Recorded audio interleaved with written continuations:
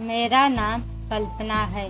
आज मैं आपको अपने नेचर के ऐसे पहलू के बारे में बात करने वाली हूँ जिसका मुझे भी पता नहीं था। कहते हैं कि जीवन में अच्छा दोस्त मिलना बहुत मुश्किल होता है, पर मेरी एक बेस्ट फ्रेंड थी आशा। ऐसी वैसी दोस्ती नहीं थी, बहनों से भी ज़्यादा प्यार था हम दोनों में। हम तो हमेशा यही सोचते थे कि शादी भी एक ही घर में करेंगे ताकि कोई हम दोनों को शादी के बाद भी अलग नहीं कर सके। मेरे घर वाले मुझसे ज़्यादा उसे मानते थे और उसके घर वाले मुझे। बस यह समझो कि उसका घर मेरा और मेरा घर उसका। मेरे लिए एक अच्छा रिश्ता आया। लड़का इंजीनियर था, अच्छा कमाता था, कन्हैया नाम था उनका। घर वालों ने मुझसे पहले आशा को तस्वीर दिखाई।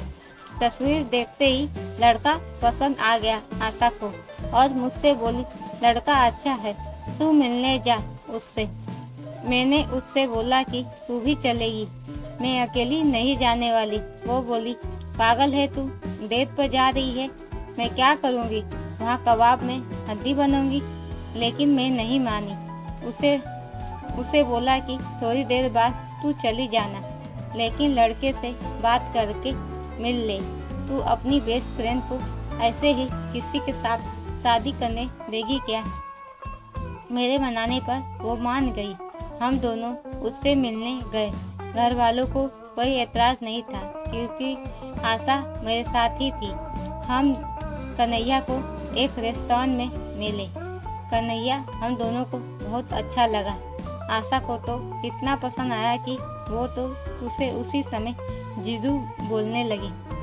कन्हैया भी उसके साथ बहुत घुल मिल गया था। देखा जाए तो कन्हैया और आशा का स्वभाव बिल्कुल एक जैसा ही था, इसीलिए मुझे भी वो पसंद आया और हमने घर में बता दिया कि हमें लड़का पसंद है।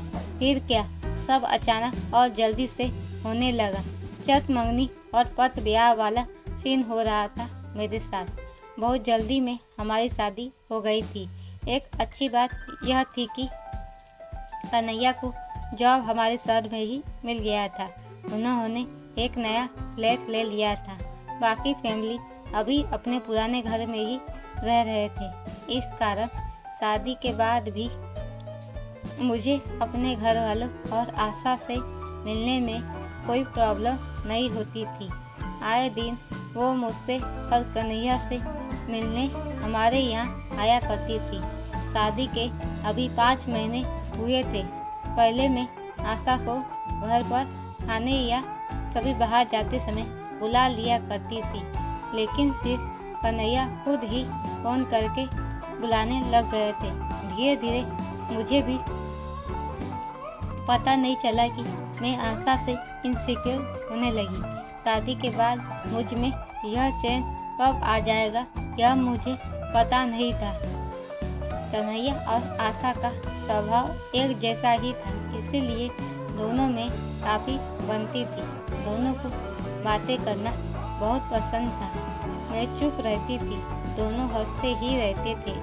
आशा मुझसे ज़्यादा इंटेलिजेंट, हंसमुख, मुफ्त थी। इस कारण हमेशा लोग उसे मुझसे ज़्यादा पसंद करते थे। शुरुआत में मुझे अच्छा लगता था, लेकिन बाद में मुझे यह सब अच्छा नहीं लगता था। मेरे पति का बार बार हर बात में आशा आशा कहना मुझे चुभने लगा। उसका भी बात बात में उनका हाथ पकड़ना और हंसते रहना मुझे खाने लगा। मैंने अपनी तरफ से अब आशा को बुलाना और उससे मिलना कम कर दिया। मैं कोशिश करती कि कोई बहाने से भी वह अब मेरे घर न आए।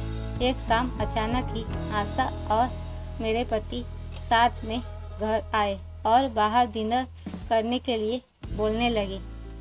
मैंने कहा कि मेरी तबीयत ठीक नहीं है। आशा बोली, इसका हमेशा ही ऐसा रहता है, बोरी घर में रहती है, इसके लिए कुछ पैक कर लेंगे। चलो जीजू, हम दोनों चलते हैं।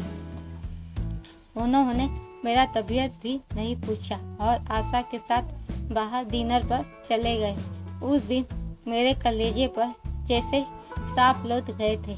मेरे साथ यह क्या हो रहा था मुझे नहीं पता था। बस मैं इतना जानती थी कि मुझे यह सब अच्छा नहीं लग रहा था। यूँ दोनों का साथ साथ रहना और उनका मुझे इग्नोर करना, यह सब देखकर मेरा खून खौल उठा।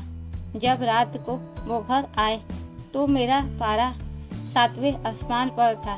वो तो आए ही थे और उनके साथ आशा भी आ गई। दोनों अंदर आए और मेरा खाना टेबल पर रखते हैं। आशा कहती है कि अब मैं जाती हूँ। उसके यह बोलते ही मेरे मुंह से इतने दिनों का दबाया गया गुस्सा निकल पड़ा और मैंने कहा, क्यों जा रही हो? यहीं सो जाना हम दोनों के बीच में। दोनों की हंसी रुक गई। आशा को पता चल गया कि मैं मजाक में नहीं बोली हूँ। कुछ पल उसने मेरी तरफ देखा, फिर दरवाज़ा खोलकर चली गई। कन्हैया मुझसे कहते हैं, यह क्या तरीका है बात करने का? मैंने कहा, आप ज़्यादा चिंता मत करो, वो मेरी दोस्त है। आपको इतना बुरा क्यों लग रहा है? आप हम दोनों से एक साथ ही मिले थे। वो ज़्यादा पसंद थी तो उसी से शादी क्यों नहीं की? मुझसे क्यों की? कन्हैया ने कहा, आखिर तुम भी उसी सोच वाली निकली। तुम दोनों ने ही कहा था कि तुम्हें शादी के बाद भी अलग नहीं होना। अरे पक्की दोस्ती थी तुम दोनों की। तुमने ही उसे साथ लाई थी। उसने कहा, तब तुमने मुझसे शादी की। मैं चाहता था कि तुम खुश रहो। अगर तुम्हें कुछ प्रॉब्लम थी तो मुझसे बात करती। अचानक ऐसे कुछ भी बोल रही हो? कन्हैया यह सब बोलकर कमरे में चला जाता है। उस समय मैंने जो किया मुझे सही लगा, पर जो मैं महसूस कर रही थी मैंने वह बोल दिया। अगले दिन सुबह कन्हैया ने मुझसे बात नहीं की, ना ही आशा का फ़ोन आया और ना ही वो घर आई। 1-2 दिन इनका मूड खराब रहा, लेकिन फिर वो सही हो गए। शायद आशा ने ही उन्हें ऐसा करने को बोला हो, लेकिन अब घर में उनके मुंह से आशा का नाम नहीं आता। करीब 2 महीने हो गए थे आशा को घर आए या बात करे। यह मेरे साथ नॉर्मल थे। उस बात की चर्चा भी उस दिन के बाद नहीं हुई। फिर एक दिन अचानक जब वो ऑफिस गए थे तब आशा मेरे फ्लैट पर आती है। उससे 2 महीने बाद मिलने पर भी मुझे कुछ ज़्यादा खुशी नहीं हो रही थी। वो आकर सीधा अंदर बैठ गई। मैं अभी भी उससे बात नहीं कर रही थी। वह बोली, मैं शादी के पहले वाली कल्पना को अच्छे से जानती हूँ और वह अपनी बात तकलीफ मन में ही छिपाकर रखती थी। मैंने शायद अनजाने में तेरा दिल दुखाया है, लेकिन शायद तू सही है। शादी प्यार के मैटर में कैसा महसूस होता है मुझसे ज़्यादा तू जानती है। दोस्ती की अपनी जगह होती है और प्यार की अपनी। मुझे इस तरह तेरी ज़िंदगी में नहीं घुसना चाहिए था। यह सारी बातें मैं शायद मेरे पति के लिए भी महसूस करूं। पहले मुझे तुझ पर गुस्सा आया, लेकिन अब मुझे लगता है गलती मेरी भी है। मैंने तेरी चीज़ को अपना ही समझा, मेरा हक समझा, तेरी फैमिली को अपना माना, पर शायद तेरी इस लाइफ से मुझे दूर रहना था।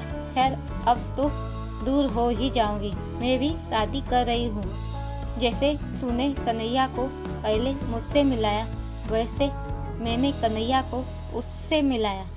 तू उससे गुस्सा थी, इसीलिए तुझे बताया नहीं, पर मुझे लगा कि तुझे शादी में ना बुलाया तो एक और बड़ी गलती होगी, क्योंकि अब इस शहर में कम ही आना होगा। उसकी बात ख़त्म होते ही मेरी आंखों में आंसू आ गए थे। वो सब कुछ जो फील कर रही थी पता नहीं कुछ ही सेकंड में कहाँ गायब हो गया। गले लगाए बिना मुझे रहा नहीं गया। उसको रोते हुए मैंने सॉरी कहा। वो बोली, सॉरी मत बोल, मैं शादी कर रही हूँ, फिर बताऊंगी कि कोई मेरे वाले के साथ अगर ऐसा करेगा तो कैसा लगेगा। आखिर उसकी शादी का दिन भी आ गया। जितना वो मेरी शादी में नाची थी, उससे ज़्यादा मैंने उसकी शादी में धमाल मचाया। अब भी हम अच्छे दोस्त हैं और हमारे पति भी बार बार आपस में मिलते रहते हैं, लेकिन अभी भी वो मुझे मजाक में ताना मारती है, कहती है नहीं, मैं दोनों के बीच में नहीं सोऊंगी, चिंता मत कर।